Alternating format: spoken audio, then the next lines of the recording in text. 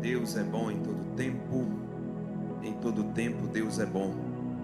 Que culto abençoado. A gente ouvir esses louvores mais antigos, a gente faz uma retrospectiva, uma viagem, né? E o Senhor ministrou muito aqui, através dos louvores aos nossos corações. Eu tenho certeza que Deus já falou bastante com a gente, mas nós vamos comer um pouco mais da palavra de Deus, amém? Eu louvo a Deus pela vida dos visitantes. O nosso querido irmão Zé Paulo, essa igreja te ama, meu filho, viu?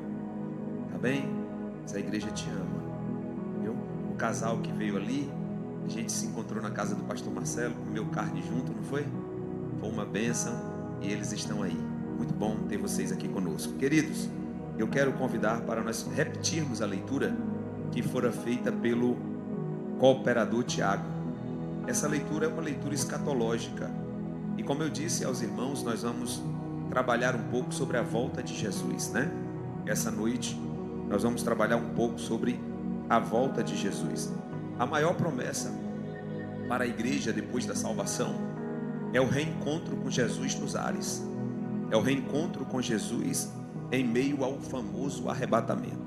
Então, abra novamente a sua Bíblia e, por favor, deixa ela aberta, porque nós vamos caminhar por alguns versículos em Mateus, né, no Evangelho de Mateus, no capítulo de número 24. Nós lemos, o nosso cooperador leu os versos de número 36, bem como também o verso 37 e o 38. Irmãos, não existe maior objetivo, não deve existir maior desejo, não deve existir maior expectativa do que essa: o reencontro com o nosso Mestre. Isso deve arder em nossos corações, isso deve nos dar alimento em meio aos desertos da vida, às dores, aos dissabores. A diferença entre o crente e os ímpios é que o crente tem expectativas para além desta vida. O crente tem expectativas e promessas para além do momento em que está vivendo ou das dilemas dessa vida. Isso é a grande diferença nossa. Que o Espírito Santo acenda no seu coração nessa noite uma chama que ninguém consegue explicar, e essa chama é nutrida por esse tipo de promessa. Vamos ler juntos? Capítulo de número 24, famoso sermão profético, verso 36 ao 38. Mas a respeito daquele dia e hora, ninguém sabe, nem os anjos do céu, nem o Filho, senão o Pai. Pois assim como foi nos dias de Noé, também assim na vinda do Filho do Homem será. Porquanto, assim como nos dias de Noé, nos dias anteriores ao dilúvio, comiam e bebiam e casavam-se e davam-se em casamento, até o dia em que Noé entrou na arca. Verso de número 39. E não perceberam, senão quando veio o dilúvio e os levou a todos. Assim também será a vinda do Filho do Homem. Bom, a primeira coisa que nós temos que perceber dentro desse texto, já fazendo uma observação, é que esse texto do capítulo 24 de Mateus é uma coxa de retalhos. São vários assuntos específicos dentro de um grande sermão, de um grande discurso dado pelo Senhor. Primeiro, Jesus começa com os discípulos saindo do templo, e quando ele sai do templo, nos primeiros versos, os discípulos tentam impressioná-lo com a beleza do templo, um templo que foi reerguido em 37 antes de Cristo, motivado por uma expectativa política de Herodes o Grande, aquele Herodes que perseguiu Jesus e matou as crianças, 2.000 crianças aproximadamente, na pequena cidade de Belém. Esse Herodes, para ganhar fama entre os judeus, ele resolve fazer uma grande reforma no famoso templo de Salomão. É esse Herodes que cria as famosas paredes de mármore que reluziam ao brilho do sol. E o templo impressionou de tal forma que Herodes conseguiu seu êxito político, ainda que com a intenção errada. Só que esse mesmo templo é o que é dos dias de Jesus, é onde Jesus vai nos seus dias. Pouquíssimas vezes Jesus foi nesse templo, bem poucas vezes.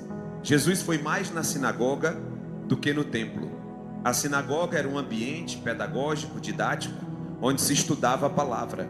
E o templo era o lugar do sacrifício, das ofertas, da entrega, do sacrifício de expiação e por aí vai. Então Jesus foi poucas vezes ao templo. E uma dessas vezes foi aqui no capítulo 24 de Mateus. Eu acredito que Jesus tenha ido orar na hora nona, né? A mesma hora que Pedro e João foram, na hora sexta, a mesma hora que Pedro e João iam, lá no capítulo 3 do livro de Atos dos Apóstolos. E tendo orado ali, acredito eu, eles saem e os discípulos mostram para o Senhor a beleza do templo. E ao fazer isso, na expectativa de receber uma boa palavra da parte de Jesus, pelo contrário, Jesus olha para eles e diz: eu porém vos digo, não vedes tudo isso? Aqui não vai ficar pedra sobre pedra que não seja derribada. Esse tipo de resposta inesperada e de uma certa forma contrariando a expectativa de quem estava falando, os angustiou de tal forma que eles se encontraram com Jesus no monte. Depois que Jesus sai dali, ele vai para o Monte das Oliveiras, versículo de número 3. E os discípulos chegam para o Senhor e dizem: Senhor, é como se ele dissesse assim: nós estamos angustiados com essa palavra que o Senhor deu para nós. Nós somos todos cheios de ânimo, mostrar para o Senhor a beleza do templo, e o Senhor diz uma palavra dessa. Irmãos, deixa eu abrir aspas aqui. Nem sempre o que Jesus vai falar comigo e com você vai se adequar ao que nós queremos ouvir. Isso é uma grande verdade do Evangelho. Por isso que as mensagens coaches, que sempre tendem a ser positiva, têm seus problemas graves. Nós vemos um Jesus que, quando precisa confrontar, confronta. Quando precisa contrariar, contraria. Em nome de uma obra maior, em nome de uma direção maior, em nome da manifestação do reino de Deus. Então, Jesus não tem problema em contrariar a minha vida ou a vida de quem quer que seja. A grande questão é o que nós fazemos com o que ouvimos de Jesus. Essa é a grande questão. Então os discípulos chegam para o Senhor e diz: Mestre, dize-nos, quando serão estas coisas? E que sinal haverá da tua vinda? Jesus começa o sermão profético aí. A partir do verso 4 a seguir, ele vai dar uma classes de sinais diferentes. Ele vai falar sobre falsos mestres, falsos cristos, homens que virão dizendo: eu sou o Cristo, homens que virão roubando a glória de Deus, líderes religiosos que arrebanharão multidões em estádios, falando apenas de grandeza, de resultado no reino, de passos para a vitória, e não o evangelho verdadeiro. Jesus começa essa classe, falando dessa classe como sinais da sua vinda. Depois ele entra numa segunda classe, que é os sinais relacionados a guerras. Ouvireis de guerras e rumores de guerras. Olhai, não vos assusteis, porque é necessário que tudo isso aconteça.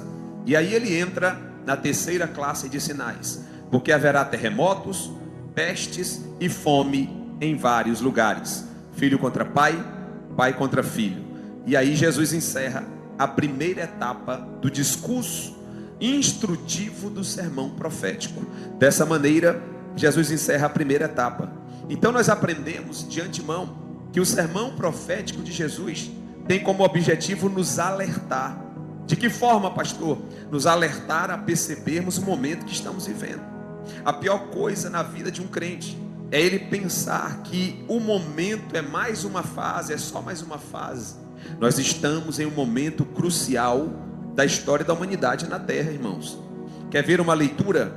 Jesus termina essa primeira parte do sermão com o verso de número 8. Repete comigo, o verso de número 8 é a chave para interpretar os sinais. Eu já falei isso aqui numa outra feita.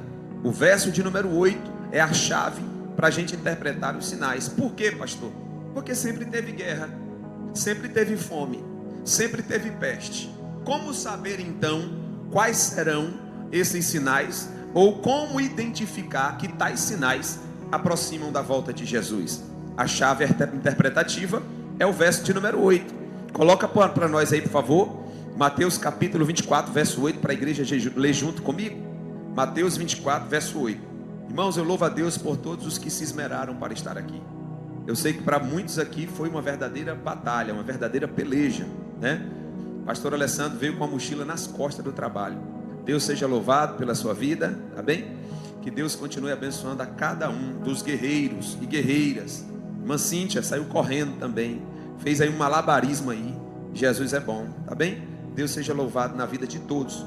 Não dá para falar de todos, mas eu sei que todos pagaram um preço muito alto para estar na terça. A terça, me parece, pastor Marcelo, que a terça é o dia mais pesado. É verdade, irmã Marlide? É por isso que nós temos que transformar essa terça numa festa. Porque se o dia mais pesado da semana para nós irmos é a terça, esse vai ser o nosso termômetro espiritual. Esse vai ser o termômetro do nosso level espiritual. Amém, missionária que chegou de viagem, a nossa missionária Luciana, seja bem-vinda de volta com seu esposo, tá bem? Foi tudo bem lá, não foi? Amém, Deus te abençoe, você é muito bem-vinda entre nós juntamente com seu esposo, tá bem? Então, no capítulo de número 24, verso de número 8, leiam todos em uma só voz, 1, 2, 3 e...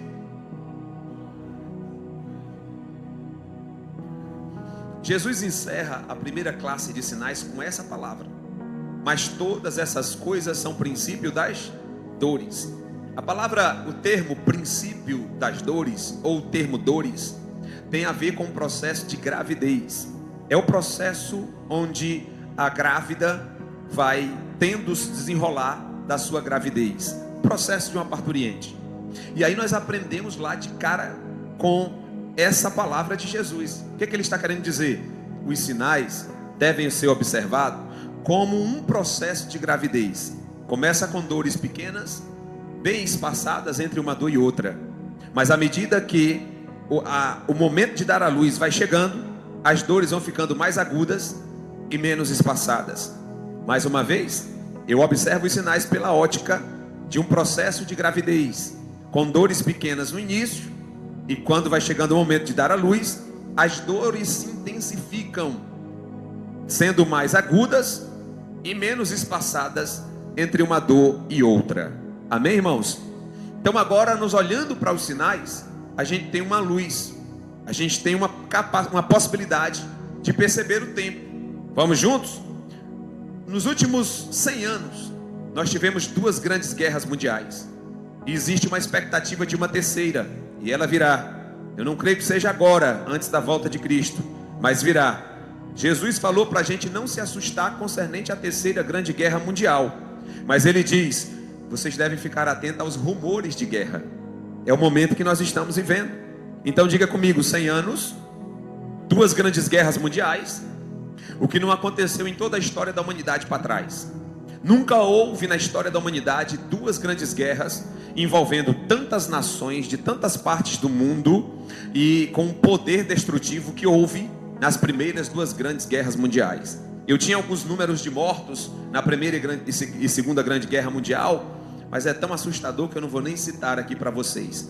A Europa foi devastada, principalmente na segunda grande guerra mundial. São 100 anos de história. 100 anos para 2000 é pouquinho, né? Mas vamos aproximar ainda mais para a gente entender os sinais e perceber que as dores da grávida estão avançando. Vamos lá. Nos últimos 40 anos, nós tivemos mais de 257 tsunamis. Dentre eles, 47 em escala de destruição continente adentro, de maneira aterrorizadora. 47 grandes tsunamis, o que não aconteceu em 300 anos para trás. Não tivemos, a história da humanidade sempre teve tsunami, sempre teve maremoto, mas como houve, na quantidade que houve, e da forma que houve, e com o poder destrutivo que houve, não existiu para trás. Quem está entendendo, irmãos? As dores estão intensas e menos espaçadas. Um terremoto e um tsunami, um terremoto e um tsunami, muito próximo um do outro. E eu acredito que não vai demorar a ter outro tremor de terra por aí, porque os sinais estão se intensificando. Vamos olhar então nas questões relacionadas às pestes. Nos últimos 24 anos, nós tivemos 4 grandes pestes, 4 grandes gripes. A história da humanidade sempre foi marcada por gripe, por peste. A peste negra dizimou uma parte da Europa, e muitas outras pestes estiveram instalando-se mundo afora. Mas da forma como aconteceu agora, na abrangência que teve, a agudez, o sinal agudo, o sinal forte, como teve agora, só nesse tempo que está acontecendo. Então nós tivemos 4 grandes gripes. Repete comigo: gripe suína, gripe aviária, influenza e coronavírus. Nós tivemos 4 grandes gripes no espaço curto de tempo. 25 anos talvez para a geração mais nova. Quantos anos você tem, Rafa? 18? Então o Rafa nem conta, porque talvez ele não tenha pegado a primeira gripe. Já pegou as últimas 3 de lá para cá. Se pegou na fase de criança, a penúltima, né? Só deve ter visto aí a influenza e suas mutações, que hoje tem A, gripe B, gripe não sei o que, tudo é mutação. E agora você participou aí do coronavírus, infelizmente. Então nós tivemos 4 grandes gripes. O que não aconteceu assim, em um espaço tão curto de tempo, e numa abrangência como houve, por exemplo, o coronavírus, nos últimos 500 anos para trás, irmãos. Jesus falou: observem para os princípios das dores. Ou seja, à medida em que a gravidez vai evoluindo, os sinais vão intensificando e a volta do Filho do Homem está mais próxima. Quem está entendendo aqui nessa noite? A igreja que sabe para onde vai, que nutre expectativa na volta de Cristo, ela enfrenta a vida de maneira diferente. Ela reage aos problemas de maneira diferente. Ela percebe que nada daqui é tão importante ou tão poderoso a ponto de roubar a fé, de lhe matar ou de tirar a sua esperança. Por quê? A minha esperança está muito além de qualquer coisa dessa vida. Amém? Quem está entendendo, irmão? Se você puder nessa noite e puder me ajudar, olhe para o irmão do lado e diga para ele assim: alce a sua esperança, levante a sua esperança. Você é o alvo da promessa do Senhor. Foi você que ele focou quando ele disse: eu vou para o meu Pai, mas eu voltarei outra vez para vós mesmos, para que aonde eu esteja, estejais vós também. Jesus sabia que, como seres temporais que nós somos, seres frágeis, precisaríamos de uma promessa mais acesa. E aí ele faz essa promessa em João capítulo de número 14. Bota aí, Gustavo, por favor. João capítulo de número 14. Mantenha sua Bíblia aberta, é interessante também. João capítulo de número 14. E o verso 1 a seguir. Olha Jesus falando para mim e para você aqui nessa noite. Jesus estava focando eu. Jesus estava focando você. Por quê, pastor?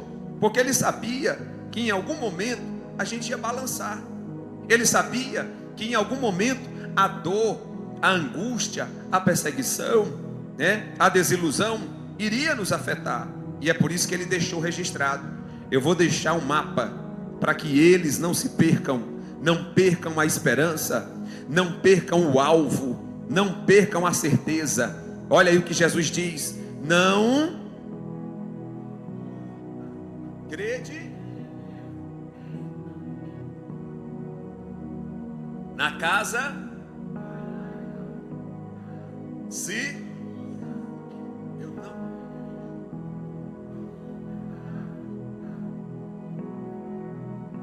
Esse se é de tempo, viu? É temporal. Se não é de condição, condicional, é de tempo. Pode ser substituído pelo quando. Vamos substituir. E quando.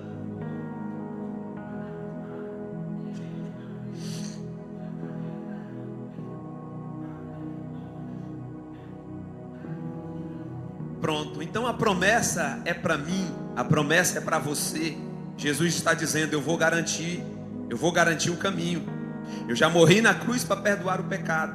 Agora eu vou subir para entrar no sacerdócio eterno, diante dos santos, dos santíssimos, selar a redenção e preparar a morada de vocês. Mas a Bíblia diz que a cidade santa, as moradas celestes estão preparadas antes da fundação do mundo. Então o que Jesus foi preparar? Jesus foi abrir o caminho para eu e você. Oh glória!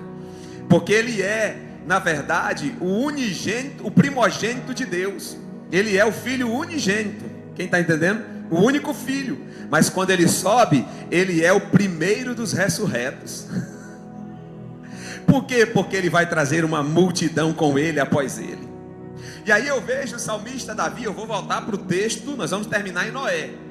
Eu vejo o salmista Davi inspirado pelo Espírito Santo, dizendo: levantai, ó portas, as vossas cabeças. É uma figura de linguagem, uma linguagem romântica, para enriquecer o texto. Levantai-vos, ó portais eternos. Um anjo grande canta de fora e um anjo poderoso canta de dentro. Quem é esse que vem aí? O anjo de fora diz: para que entre o Rei da Glória.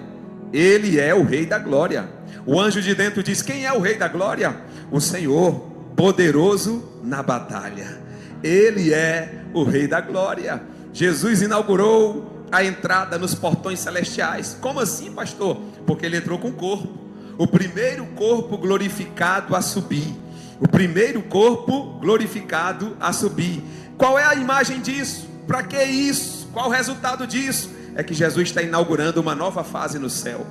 Até então no céu só existiam espíritos ministradores, anjos que até se materializam, mas em essência são espírito. Um Deus que até se materializa, mas em essência é espírito. Quando Jesus sobe em corpo, ele está dizendo: eu estou inaugurando uma nova fase. Por quê? Porque vai vir uma multidão após mim.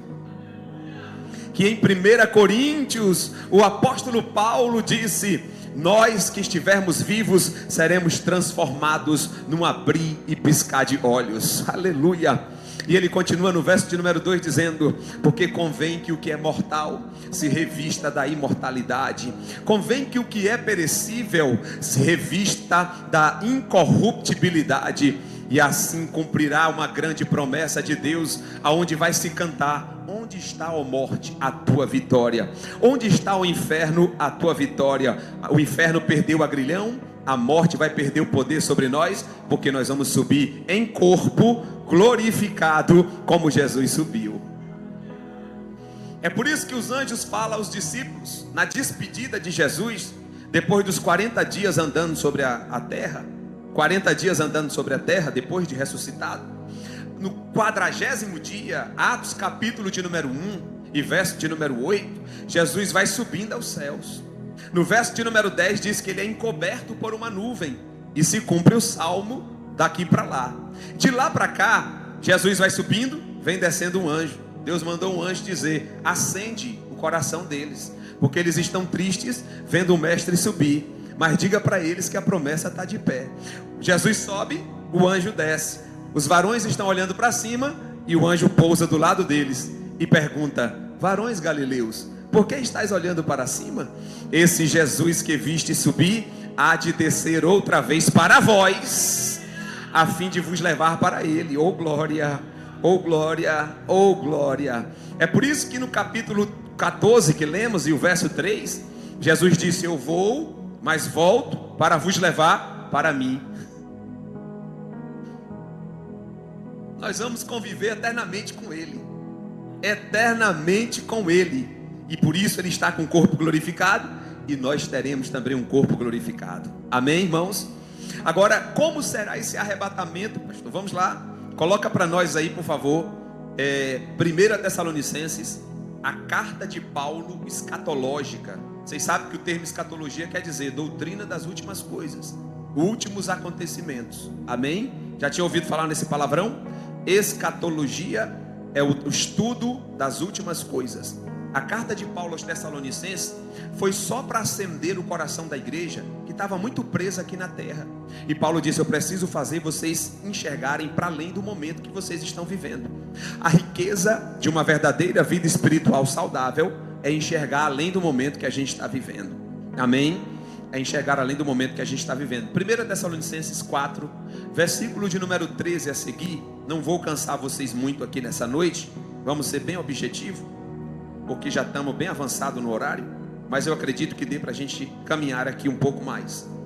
Paulo está orientando a igreja, porque tem um grupo de irmãos dentro da igreja perturbando a igreja. A igreja do primeiro século já tinha herege dentro da igreja, já tinha umas pessoas que estavam ali enviadas do diabo, e tinha um grupo ensinando que depois da morte acabou, morreu, acabou. E os irmãos estão turbados. Por quê? Porque eles estão perguntando para Paulo: sim, e se Jesus voltar, só os vivos serão beneficiados? O que será dos mortos, Paulo? Tem uns irmãos ensinando aqui que na sepultura termina tudo. Aí Paulo diz: irmãos, não quero porém que sejais ignorantes acerca dos que já dormem. Repete comigo: dormir. Dormir é um eufemismo, uma palavra utilizada para atenuar uma dor. Se a morte é uma dor que a gente não consegue, como é que eu posso dizer, assimilar, Paulo usa um eufemismo, dizendo assim, aos que já morreram. Aí ele troca o termo por dorme, para que não vos entristeçais, como os demais, que não têm esperança. Aí ele continua, está falando dos mortos. Próximo verso: porque se cremos que Jesus morreu e ressuscitou, assim também aos que dormem Deus tornará a trazer com Ele. Mais uma vez, os que dormem é os que estão mortos. Aí ele afirma: eu vos afirmo isso, eu digo-vos isso pela palavra do Senhor, que nós, os que ficarmos vivos na vinda do Senhor, não precederemos os que dormem. Qual era a dúvida? Os mortos não vão ser beneficiados pela volta de Jesus? Estão ensinando. Paulo diz: não, nós, os que estivermos vivos, não vamos de forma nenhuma na frente deles, vamos junto com eles. Aí agora ele vai explicar: porque o mesmo Senhor descerá do céu. Quem é o mesmo Senhor? Aquele que prometeu em João 14: eu vou, mas eu volto. Eu vou, mas eu volto. Aquele que o anjo falou para os discípulos: ele subiu, mas da mesma forma como ele subiu, ele vai descer. O mesmo Senhor descerá do céu com alarido, com voz de arcanjo e com trombeta de Deus. E os que morreram, aí a morte agora, não é os que dormiram, os que morreram em Cristo ressuscitarão primeiro. Depois nós, diga eu, os que ficarmos vivos, seremos arrebatados juntamente com eles. Aleluia. A encontrarmos o Senhor nas nuvens e encontrar o Senhor nos ares, e assim estaremos para sempre com o Senhor. Paulo fecha o raciocínio no 18. Olha o que Paulo diz no capítulo, no versículo de número 18: portanto, consolai-vos uns aos outros com estas palavras. Qual é a palavra que eu devo dar de consolo para um irmão que está fraco? É dizer que Deus vai dar um carro? É dizer que Deus vai suprir a necessidade emocional? É dizer que Deus vai trazer uma cura na alma? É dizer que Deus vai trazer uma cura no corpo? Qual é a palavra de ordem para motivar um crente desmotivado? Volte à Bíblia, volte à essência, volte à orientação apostólica. Qual é a orientação? Consolai-vos com essas palavras. Quais palavras? Jesus vai voltar, nós vamos subir, os mortos ressuscitarão, nós nos encontraremos com Ele nos ares e estaremos para sempre com o Senhor. Deixa eu dizer para você mais uma vez: você vai estar para sempre com Jesus. E quer saber de uma coisa? Esse corpício aí, esse corpício limitado, cheio de dor, de mazelas, limitado pelo tempo, fragilizado pelo tempo, vai perder, o tempo vai perder a força sobre nós. Seremos eternos como Ele é, seremos revestidos como Ele é. Quem é o super-homem perto de nós, irmãos? Oh, glória a Deus, amém, irmãos? Então Jesus está prometendo que nós vamos encontrar com Ele nos ares. Isso é tão tremendo que a palavra poderia dizer assim: vocês vão ser arrebatados e vão direto para o paraíso. Não. Ou vão direto para Nova Jerusalém, que ainda não é o momento. Também não. O que é que vai acontecer? A gente vai subindo e Ele vem descendo. Assim como eu tenho que ter o desejo de reencontrar o meu mestre, Ele também tem um desejo de nos reencontrar. O encontro não vai ser no céu, o encontro vai ser nas nuvens. Imagine o Cristo glorificado e você transformado também, de uma certa forma glorificado, acima um pouco dos anjos, encontrando o Senhor Jesus Cristo. E Jesus dando um tapinha nas costas de cada um de nós, dizendo: valeu a pena, filho. Valeu a pena você não ter desistido. Valeu a pena você não ter jogado a toalha. Valeu a pena você não ter retrocedido. Valeu a pena quando tudo parecia que não ia fluir e você rompeu. Valeu a pena não ter voltado atrás. Oh, glória a Deus. Imagino Jesus dizendo: vinde benditos de meu Pai, por possuir por herança o reino que está preparado desde a fundação do mundo. E aí a gente entra com o Senhor.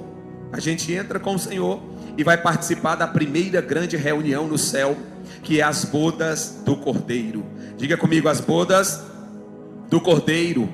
São dois eventos que vão acontecer: as bodas do Cordeiro é um momento, uma celebração de casamento. É por isso que nós usamos o protótipo, né?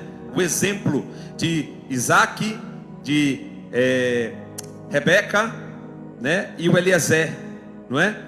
Ali está um exemplo do casamento que vai acontecer no céu. Eliezer representa o Espírito Santo, que foi buscar a noiva. Oh, aleluia. Você sente ele aí? Você sente ele aí? Agora imagine o Espírito Santo, que é o Eliezer, enviado pelo patriarca Abraão, que representa Deus, indo buscar a noiva para o seu filho, que é Isaac. Jesus representa Isaac, Eliezer o Espírito Santo, a Rebeca representa a igreja, e o patriarca Abraão, Deus. O Espírito Santo está aqui conosco nessa noite.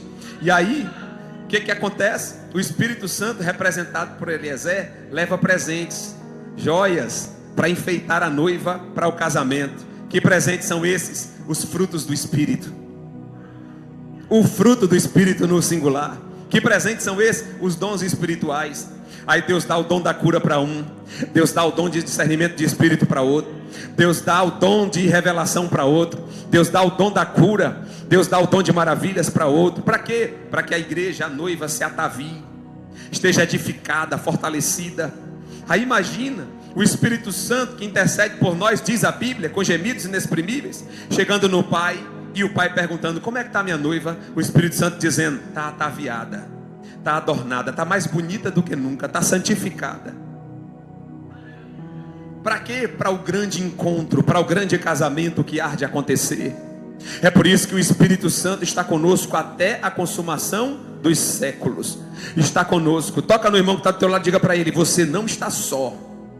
Tem um amigo, companheiro, paráclito, advogado que está do seu lado e que não te abandona em momento algum da tua vida. Pode você estar no deserto, pode você estar no vale, pode você estar num ambiente de incompreensão. Você tem um que te conhece, que te entende, que conhece a tua fraqueza e que está do teu lado para te levantar e te preparar para um momento glorioso do casamento com o noivo.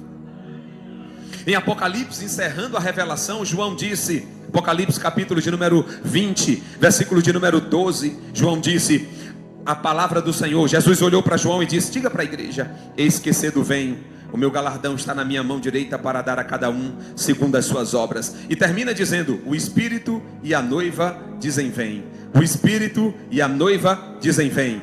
Ora vem, Senhor Jesus. O nome do grupo aqui da igreja Adéfio de Velas das mulheres, Maranata. É uma frase em hebraico que quer dizer: ora vem, Senhor Jesus. Aleluia.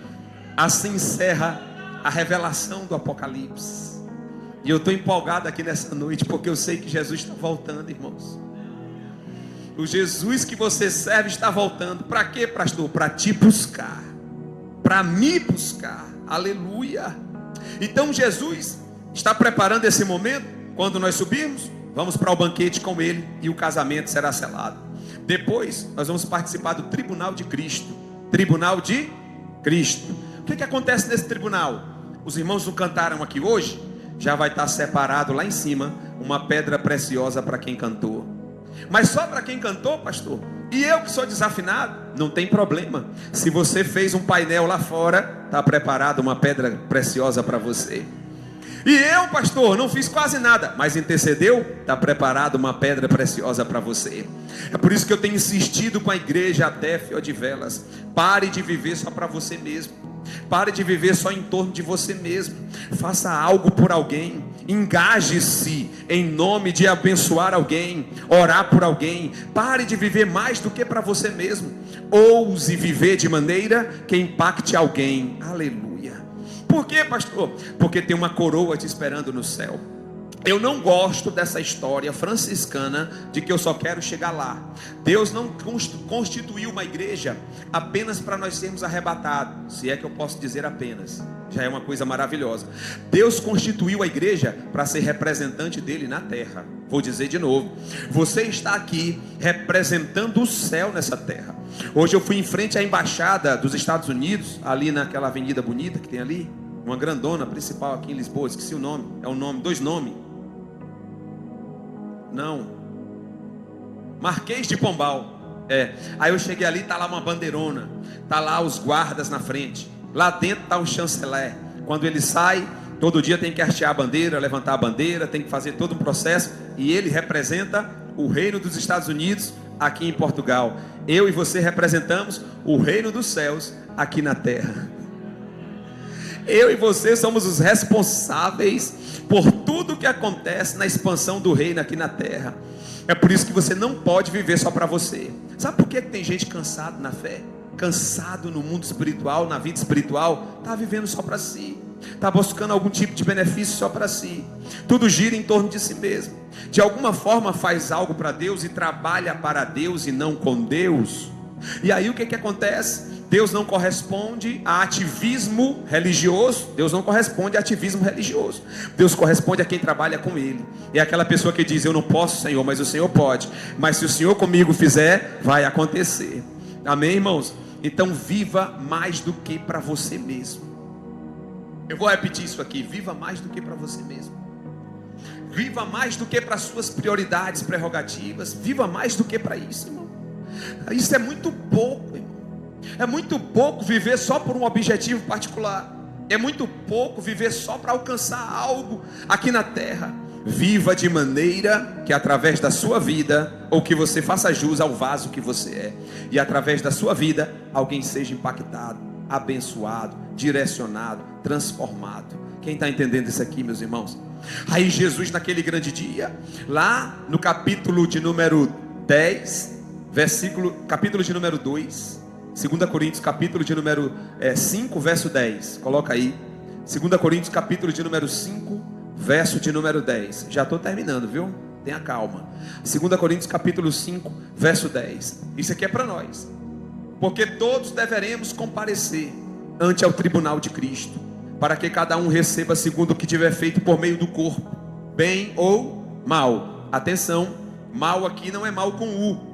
Lembra daquela atividade nossa que nós fizemos aqui do curso teológico? A diferença do mal com U, o pastor Gilson bem lembra, né?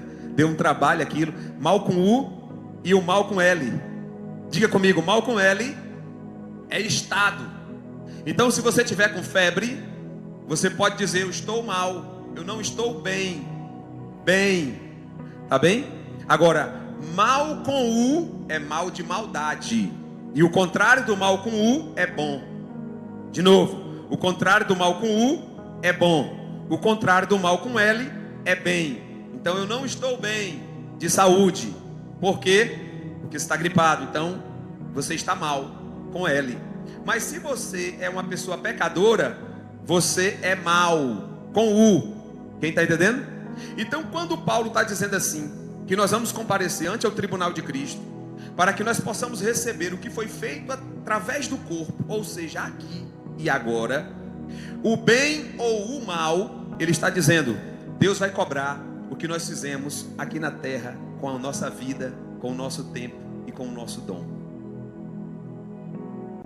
Deus vai pedir conta a cada um de nós. Não há um aqui que esteja nesse culto, ou que veja a live depois, que possa escapar dessa cobrança. Deus vai pedir Jesus no tribunal de Cristo, que é para salvo, viu? É para salvo. Atenção, essa pessoa que diz que só quer chegar lá, cuidado, vira a chave. Ele criou a igreja para a gente funcionar, e Ele vai cobrar o tempo que a gente passou aqui. Quem está entendendo? Então no tribunal de Cristo, qual é o objetivo? Galardoar, dar presente, dar coroa, reconhecimento do céu. Para quem? Para quem atuou aqui embaixo. Amém, irmãos?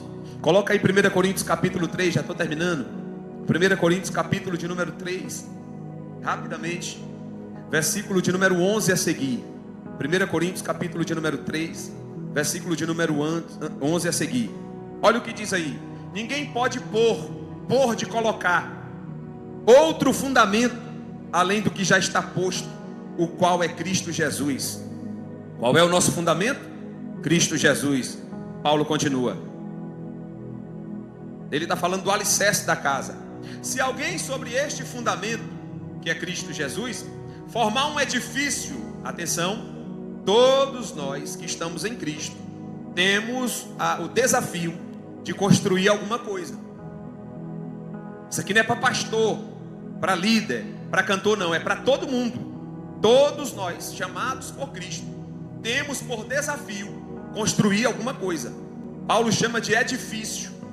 E aí ele diz: existem duas classes de matéria-prima para construir. Primeira classe: ouro, prata, pedras preciosas, madeira, feno e palha. Primeira classe: ouro, prata, pedras preciosas. Segunda classe: palha, feno e madeira, ou madeira, feno e palha. São duas classes de materiais que são usados para construir o edifício.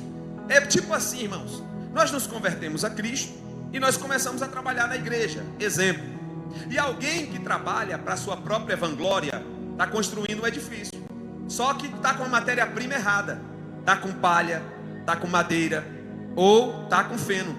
Todos esses elementos queimam facilmente. Tá bem? Aí o outro que está construindo com ouro, pedras preciosas e prata. Todos esses outros elementos, quanto mais fogo dá, mais brilha. Quanto mais passa pelo fogo, mais brilha. Olha o critério que Jesus vai usar para julgar. Próximo verso. A obra de cada um se manifestará diante do tribunal de Cristo. Jesus assentado, todos nós na frente dele, e ele vai dizer: eu quero que a obra manifeste. Apresente sua obra. O dia a declarará, porque pelo fogo será descoberta, e o fogo provará qual seja a obra de cada um. Então todas as obras que nós construímos aqui será passada pelo fogo do teste de Cristo. Esse fogo vai definir quem é ouro, prata ou pedras preciosas e quem é madeira, feno e palha. Portanto, um alerta para nós aqui nessa noite: faça de coração, faça o melhor de você mesmo nas condições em que você está, enquanto não existem condições melhores para fazer melhor ainda. Mas tudo que você fizer, faça o seu melhor, faça para Deus. Não espere glória de ninguém, não espere reconhecimento. Faça com alegria, faça com entusiasmo, faça com espírito voluntário, e quando for provada a sua obra, vai brilhar ainda mais. Amém, irmãos? Então esse encontro glorioso vai acontecer. Vamos ser arrebatados nas nuvens, vamos para o tribunal de Cristo. Vai ser um momento de alegria tremenda, um momento de regozijo. Vamos para as bodas do Cordeiro.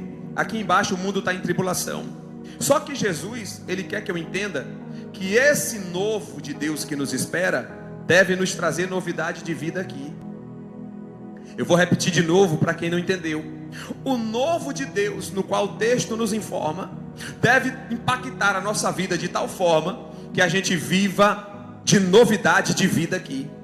O novo de lá, qual é o novo, pastor? O tribunal de Cristo que me aguarda com as obras e a coroa, as bodas do Cordeiro, o corpo glorificado. Esse novo de Deus tem que impactar em novidade de vida aqui.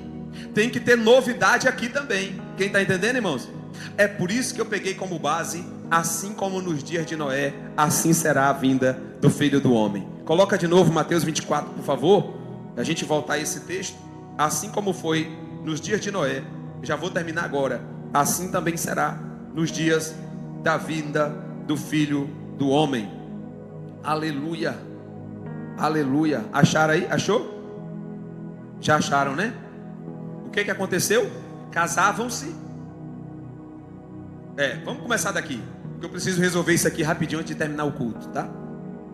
Porém, aquele dia e hora ninguém, nem os anjos, nem o Filho, mas unicamente o... Jesus disse isso enquanto estava na condição de homem. Porque Jesus, quando desceu à terra e assumiu a forma de homem, ele abriu mão da sua glória. A glória é o poder máximo de Deus. Abriu mão da sua glória, vivendo como homem. Então Jesus teve as limitações de homem de verdade. Jesus teve fome, Jesus teve sede. Jesus realmente viveu como um homem.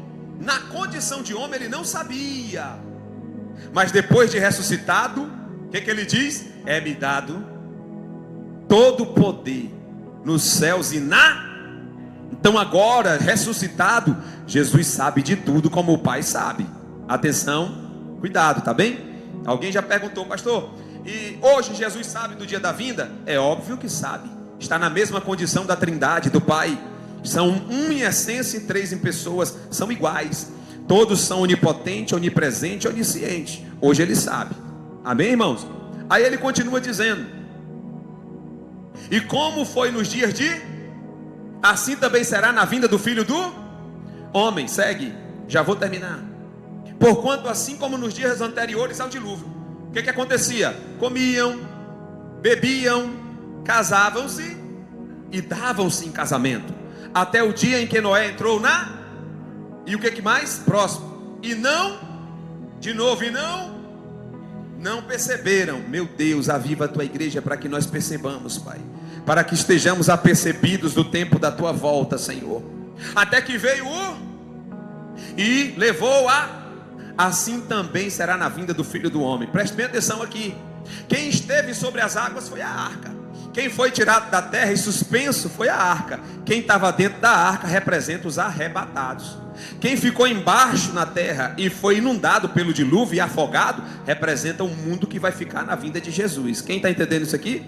Mas não é esse o ponto. O ponto do alerta de Jesus era a vida natural que eles viviam.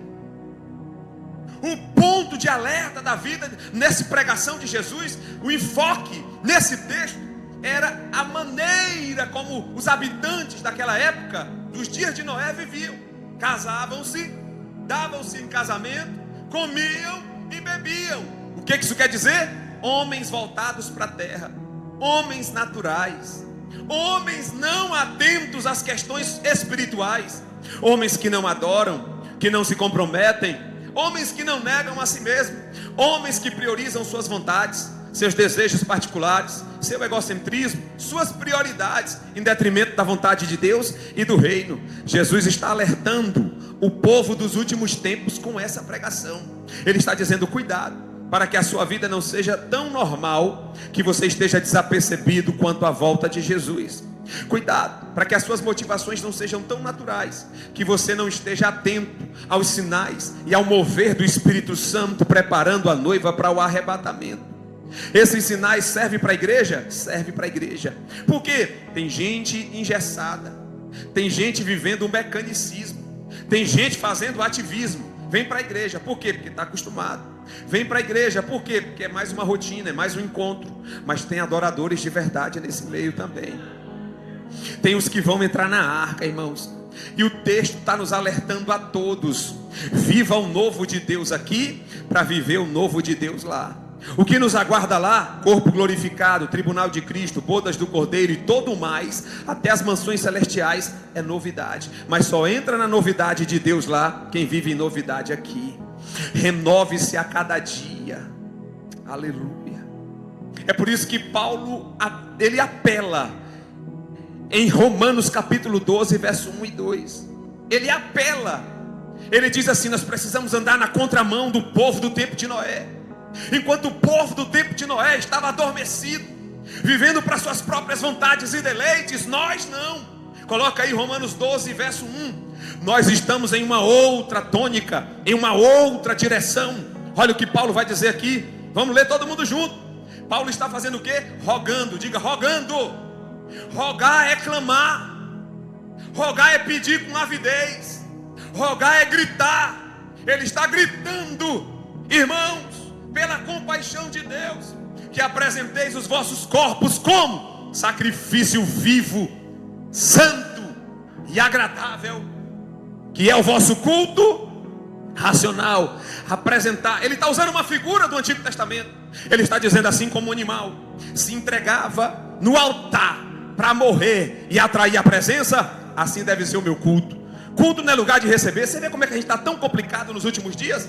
Que a gente vem para culto negociar com Deus, a gente vem para culto receber vitória, a gente vem para culto para ser abençoado. Culto é sacrifício, culto é entrega. E por isso que Paulo está bradando: atenção, gente, para a gente não ser pego de surpresa, para a gente não ficar num ativismo cego. Vamos fazer da forma certa, vamos nos apresentar em sacrifício. Eu não vim aqui para ser agradado, eu vim aqui para adorar a Deus. Eu não vim aqui para ser reconhecido, eu vim aqui para me sacrificar. Eu não vim aqui para receber tapinha nas costas, eu vim aqui para entregar o meu sacrifício a Deus. E se Deus responder, Ele é Deus, e se não responder, também é Deus. Cabe a mim apenas cultuar. Aí no verso 2 Paulo diz: eu não posso parar por aqui, eu tenho que ampliar. Eu tenho que ampliar a coisa. Verso de número 2 ele diz: e não vos conformeis com este mundo, mais uma vez com este mundo, mas para que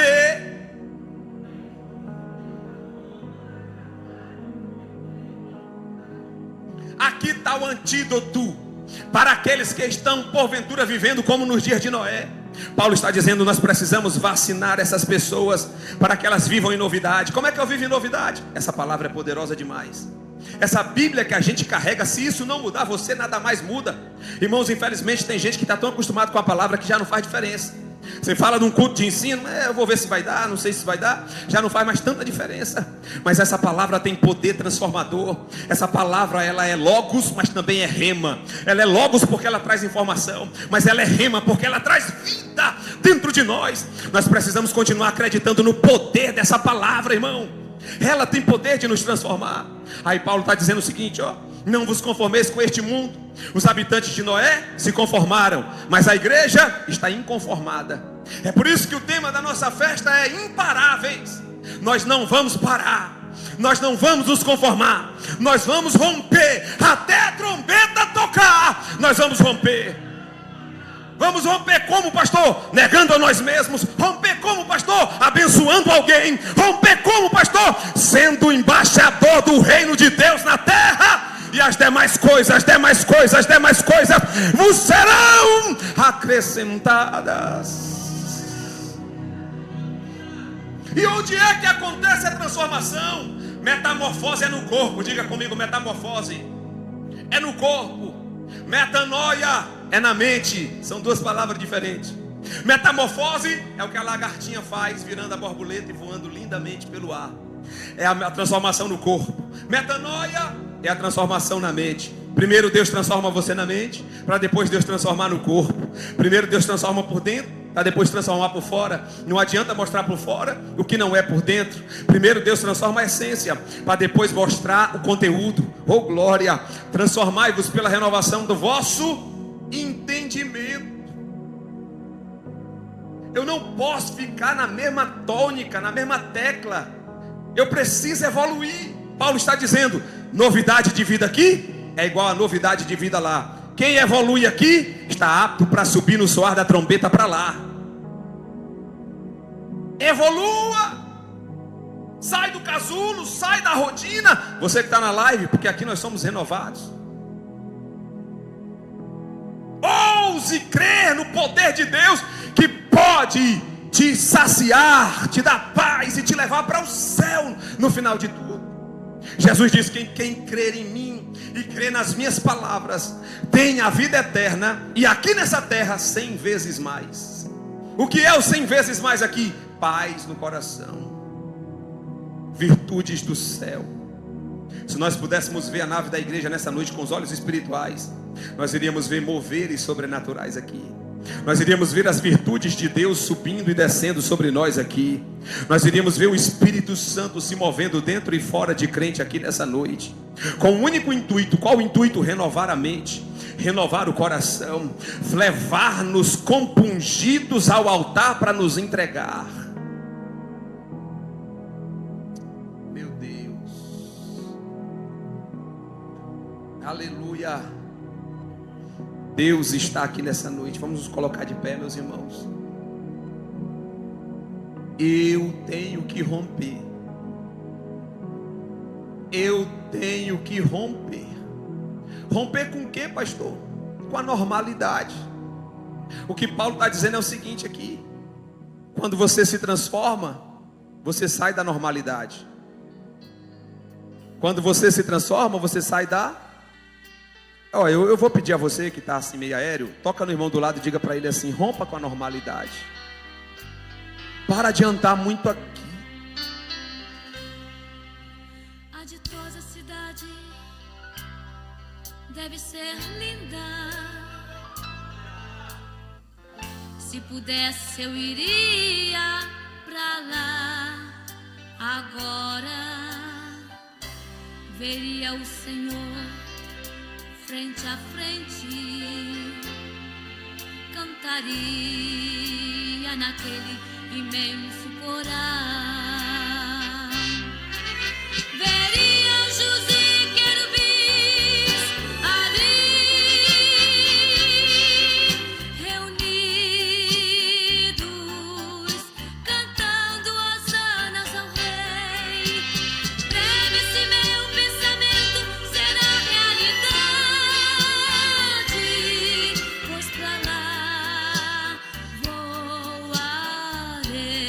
Em Apocalipse tem uma pergunta: quem são esses de vestes brancas todos os discípulos que estão debaixo do altar?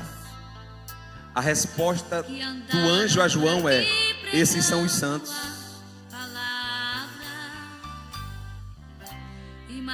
Você vai estar lá, eu vou estar lá. Paulo e Tiago, ver João, Abraão, Isaac e Jacó. Ver anjos e querubins ali reunidos, cantando hosanas ao Rei. Breve se meu pensamento será realidade. Oh, aleluia, aleluia, aleluia. Olha a cena, irmão. Em um dia como outro qualquer, nós poderíamos estar num culto como esse, ou você pode estar no autocarro, no seu carro, no trabalho ou em casa, e de repente você vai ouvir um som que você nunca ouviu antes. A nota nós não sabemos, mas o Espírito que está dentro de nós nos fará entender. E num piscar de olhos, você vai deixar essa terra, você vai deixar essa canseira, vai deixar esse corpo fragilizado pelo tempo e vai subir transformado. Em um piscar de olhos, você estará aqui, em um piscar de olhos, estará pisando nas nuvens. E sabe o que é que vai acontecer? Jesus vai estar de braços abertos te esperando, de braços abertos para te receber. Quem crê nisso nessa noite? Quem crê nisso nessa noite? Paulo disse: quem crê nisso renova-se a si mesmo. Quem acredita nisso vive em novidade de vida. Amém, amém. Oh, glória a Deus. Qual é o conselho para nós? Já vou terminar. Saia da normalidade, saia do comum, saia da rotina, quebra a rotina. Eu tive uma conversa hoje com o Alan de manhã. Eu disse assim: Alan, nós estamos muito normal. Nós estamos muito normal. Não vamos aceitar isso aqui não. Todos os dias nós vamos fazer coisas extras. Acordar mais cedo, chorar, jejuar, orar, transcender. Saia do normal. Faça alguma coisa aí para te tirar desse normal, essa canseira, essa fadiga espiritual. Faça mais para Deus, irmão. A Bíblia diz: achegai-vos a mim, e eu, o céu corresponde às nossas atitudes. Amém? Que o grande amor de Deus, a graça do nosso Senhor e Salvador Jesus Cristo, as doces e divinas consolações do Espírito Santo, seja com toda esta igreja, não só hoje, mas para todo sempre. E você volte para casa cheio de certezas, convicções, alegria na alma, paz interior e com a mente renovada na presença do Senhor. E todos cantemos em uma só voz.